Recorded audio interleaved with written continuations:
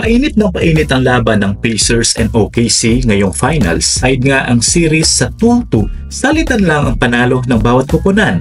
Nakuha ng Pacers ang Game 1, nakabawi naman ng OKC sa Game 2. Game 3, lumamang ang greatest underdogs na team ng Pacers at nakuha ang kalamangan sa 2-1. Last game ng Game 4, akala ng lahat ay 3-1 na for Pacers. Nakuha nila ang momentum hanggang 3rd quarter. Tutusin hanggang 4th quarter pa nga.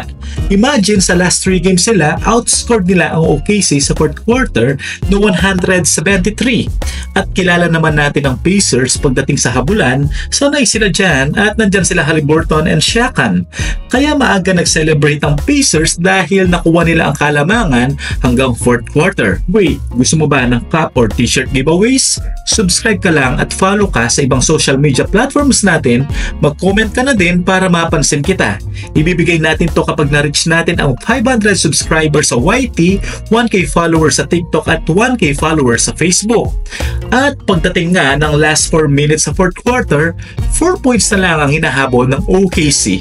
Ang maalat na laro ni SGA, first to 3rd quarter at sa foul trouble niya. Bigla naman lumabas ang kanyang pagka-MVP mode. Sa 35 points niya sa Game 4, 15 points doon ay sa 4th quarter lamang.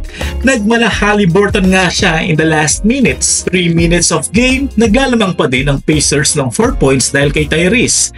Dahil sa turnover naman ng Pacers at mga open miss shots, nakapag back-to-back field goals si Alexander para mag-gain ang lead sa last 2 minutes. Ang isang malaking factor ng Pacers kaya na ipanalo ang Game 3 dahil kay Benedict Mathurin, nag 1 out of 4 siya sa last seconds naman ng game. At samantalang ang mga free throw ni Alexander ay hindi naman nagmimintis. 10 out of 10 nga siya sa free throw nung Game 5 at 8 doon ay nakuha niya sa crucial minutes ng Game 4. In the last 3 minutes of game, 12-1 nga ang OKC para makomplete nila ang comeback nila sa Game 4 sa score na 111-104.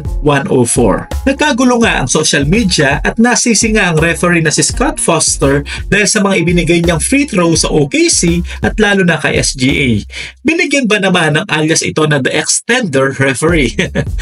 Dinefend naman ito ng coach ng Pacers na si Rick Carlisle at sinabi niya na he is a great official. At sinabi niya ito na kilala niya ito sa kanyang pag-officiate ng game lalo na sa playoff in the last 30 years. Ngayong Game 5, babalik ang Pacers sa OKC home court. Ano ang adjustment na gagawin ng Pacers laban sa OKC? Ang OKC ay tinaguri ang crowd's favorite sa seryeng ito at nakuha nga nila ang momentum sa larong ito.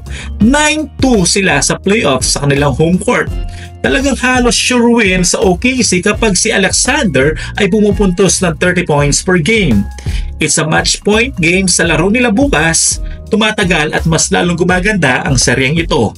Makakakita ba tayo ng Game 7 this finals? O matatapos na hanggang Game 6? Ano ang prediction nyo at masasabi nyo sa seryeng ito? Comment below. Thank you for watching. God bless.